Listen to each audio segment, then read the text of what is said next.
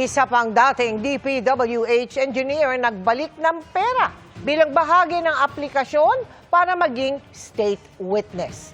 Siya umano ang naghahanda ng listahan ng mga proyektong pwedeng ialok sa ilang senador at nangongolekta pa umano ng kickback para sa kanila. Nakatutok si Sandra Aguinaldo. 40 million pesos in cash ang ibinalik sa Department of Justice ni Engineer Gerard Opulencia, dating National Capital Region District Engineer ng Department of Public Works and Highways o DPWH. Bahagi ito ng kabuuang 150 million pesos na ibabalik niya sa gobyerno bilang bahagi ng kanyang pag-a-apply sa Witness Protection Program o WPP. Makatutulong daw kasi si Opulencia para patibayin ang mga kaso kaugnay sa flood control project sa Bulacan. Lumabas po sa mga pag-uusisa ng ating prosecutors na isang elemento o isang bahagi sa mga may kinalaman at may nalalaman sa mga transaksyon na to ay si Engineer Opulencia.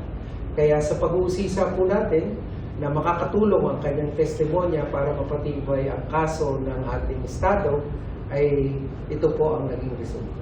Si Opulencia ay kasama sa mga inirekomenda ng ICI na kasuhan sa ombudsman.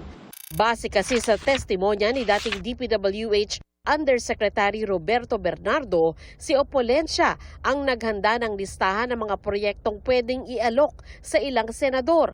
Siya rin daw ang nangolekta ng commitment o kickback para sa mga ito. Pero paglilinaw ng DOJ, ang perang ibinalik ni Opulencia ay mula umano sa iba pang proyekto ng DPWH. Actually, yung kanyang testimonya ay patungkol sa mga kaso na nangyari sa Bulacan.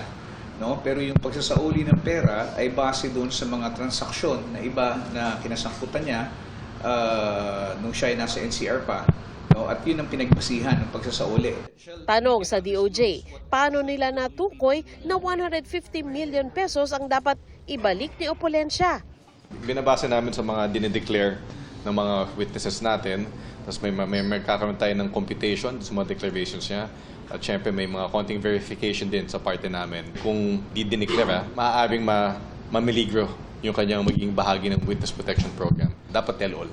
Nagawara na rin siya ng provisional admission sa Witness Protection Program tulad ni na dating DPWH Engineer Henry Alcantara at dating Undersecretary Roberto Bernardo.